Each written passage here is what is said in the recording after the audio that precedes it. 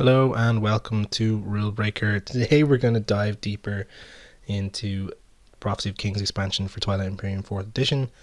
Today we're focusing on the Emirates of Hacan, some of their new tricks and toys, such as their leaders and mechs. So these guys are the trade guys, as you can see here. They're rich already. They're usually swimming in trade goods during the game, and everybody's best friend as a result of being so rich and willing to trade commodities into those trade goods. They always remind me of the Khajiit from Elder Scrolls. Khajiit has wares if you have coin. This is the thing that springs to mind every time I see this particular image as well. And they start the game with 3 planets in their home system, which is unique as well. They're one of my favourite factions in the game to play. They incite a lot of table talk and dealing, and they bring a new element to the game. I'm just going to remind you quickly about their technologies before we go into the details of the leaders and the mech. They have the quantum data hub node and production biomes. So the quantum data hub node reads, at the end of the strategy phase you may spend 1 token from your strategy pool and give another player 3 of your trade goods. If you do, give 1 of your strategy cards to that player and take 1 of his strategy cards. So the quantum data hub node is essentially a way for you to steal somebody's strategy card. And then very interesting with some of the additions to Prophecy Kings now is the production biomes, which is an action: exhaust this card and spend 1 token from your strategy pool to gain 4 trade goods and choose 1 other player. That player gains 2 trade goods. There is a juicy new combo in the game since Prophecy of Kings as the introduction of the new technology, new green technology, biostims, which reads, you may exhaust this card at the end of your turn to ready 1 of your planets that has a technology specialty or 1 of your other technologies. Now, so production biomes would count as 1 of your other technologies, so you could exhaust production biomes, get the 4 trade goods, then you could exhaust biostims, ready production biomes, and then you could exhaust it again for another 4. Of course, you need to have the strategy pool tokens to do that. So maybe Emirates of Hacan have an enhanced interest in leadership strategy card early and getting this technology out so that they can combo it up with biostims and get piles and piles of the monies like this. While trade goods and money are not necessarily the only way to play as the Emirates of Hacan, it does help if you can do that for a lot of reasons. So without further ado, we'll dive in to their leaders in mech. So first up, they have an agent called Karth of Golden Sands. Then they have a commander called Gila the Silvertongue, a hero, Harug Gefara, and then they have the mech, the Pride of Kanara. So this agent, the tripartite governor, reads, during the action phase you may exhaust this card to gain 2 commodities or replenish another player's commodities. So the thing about the Emirates is that they have so many commodities. They've got 6 commodities when they fill up. No other player is going to get close to this.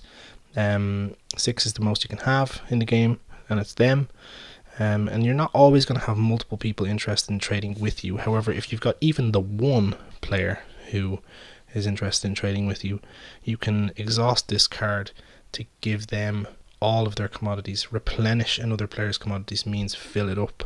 So if you've traded with somebody and you've gotten some trade goods, and then that friendly player to you is fresh out of commodities but they want to keep trading, you can replenish theirs and do a trade with them again and keep that friendly relationship going, mutual beneficial situation going on there.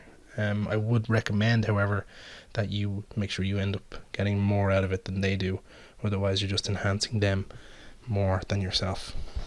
It's worth noting that you have to exhaust the card to do it, so it's a once per round ability that'll come back to you the next time round. So use it wisely and use it to make friends, as the Hacan like to do. So pretty straightforward, that one. Gila the Silvertongue, the Canaran Ambassador, unlocks when you have 10 trade goods. This shouldn't be too difficult for you. Trading is your thing, and you're going to have 6 commodities very early, as you saw there. So you're going to want to do that. If for some reason other players are not cooperating with you because they don't want you to get your commander, just remember the combo of production biomes and biostims to speed that along, so you have another option that's not reliant on other players to do that. And then once you've got your 10, you can flip over this card and it becomes, when you cast votes, you may spend any number of trade goods, cast 2 additional votes for each trade good spent. So the Hacan are spreading their money around in the political arena, making laws and directives go their way, getting 2 additional votes for each trade good spent. So the trade good itself is already worth 1, and then if you are adding 2 to that, your trade goods are basically worth 3 votes each. So that's pretty good. If you've got tons and tons of these trade goods, again potentially from this combo or from trading using your agent, this is going to be something that you feel like you can do pretty much every round, I imagine. So swing those laws the way you want them, weaken the stronger players at the table, and make things nice for yourself. So super intriguey, sneaky stuff going on with the commander here. And bear in mind as well that this can also apply to anybody who you have an alliance with the alliance promissory note. So be careful when giving out that alliance promissory note in this case, because you're potentially weakening your own political bargaining chip. If you do that, this is one faction that I think you should probably really strongly consider not having an alliance with others, specifically because of this situation being so mutually beneficial. Saying that, you're probably more inclined to spend the trade goods than other players, but again, don't water down your strengths by making other players able to do it too. Alright, moving on to the hero, the nascent Twilight Harug Gafara. He, I assume it's he, unlocks when you score 3 objectives, same as any other hero. Then it flips over and then becomes Galactic Securities Net, Sanction of the Quiron, with the text: when 1 or more of your units use production, you may reduce the cost of each of your units to 0 during this use of production. If you do, purge this card. So this is nuclear. This is really, really powerful. Save up trade goods and do stuff with them, sure, but actually you don't even need resources for one particular big build if you're ready to do that. Now you are restricted by the production value on your space docks, and it's worth noting that your starting system, the best planet that you've got is a 2, meaning you can only build 4 units on that. So you're likely going to want to pick out another planet that has a high yellow value on it to make this really, really powerful at the time you choose to do it.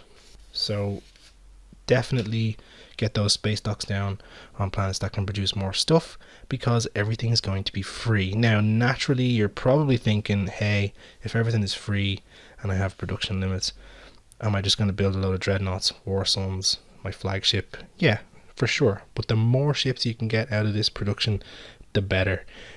If you can max all of these out, that's great. You suddenly become a military force that the Emirates have never had before.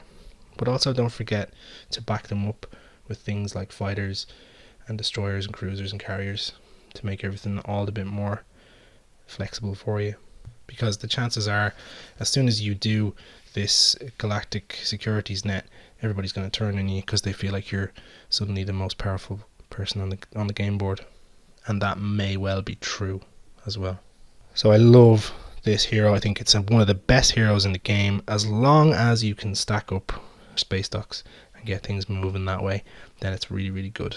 And it's a total game changer for these guys who tend not to be very militaristic, and they shouldn't be really for most of the game. This is a type of action that you do a bit later on in order to seal the win, and you'll seal it in absolutely amazing fashion if you do. And last but not least, their Mech, the Pride of Kanara, the Hacan Mech. It has a 2 cost 6 combat sustained damage, just like most mechs do, and has the text: this planet's planet card may be traded as part of a transaction. If you do, move all of your units from this planet to another planet you control. So the Hacan have always been able to trade commodities and trade goods just like any other player. One of their faction abilities allows them to trade action cards as well. This one here, Arbiters. Now with their Mech, if a Mech is on a particular planet, they can trade that planet as part of a transaction. Their units have to leave the planet, so there's no loophole there of not owning a planet while occupying it. But this one is fascinating potential deals and political stuff that you can do with this, meaning that the Emirates are now firmly the Lannisters of Twilight Imperium. They're definitely the sneaky, dealy, backstabby lion characters, and they're just great. They're so much fun.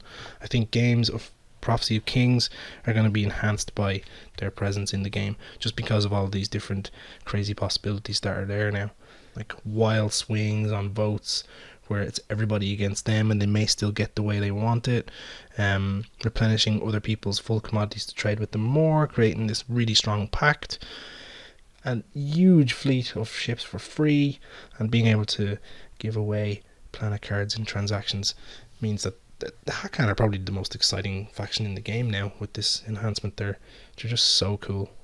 So you can probably feel the excitement going off me when I talk about them. I'm super hyped to play as them. I'm really hoping to get a game in with them very, very soon, as soon as that's possible for me. If you are luckier than I and you've managed to give them a go in the game, please comment and let me know how you get on. I'd love to hear how you get on. Particularly interested in how the use of Galactic Securities Net went down, if anybody actually used the Pride of Canara's trade ability, and how the Gila the Silvertongue stuff went as well. So that's it for today. The Emirates of Hacan, probably my favourite faction. I think they're stronger now. They're my favourite, not necessarily meaning they're the best, but I think they've taken a step towards that with this edition. And just a real embodiment of what this game is all about, the sneaky dealing and the complete changes of power. So that's it for us today. Thanks for watching. We'll be back very soon. This has been Rulebreaker. Good luck.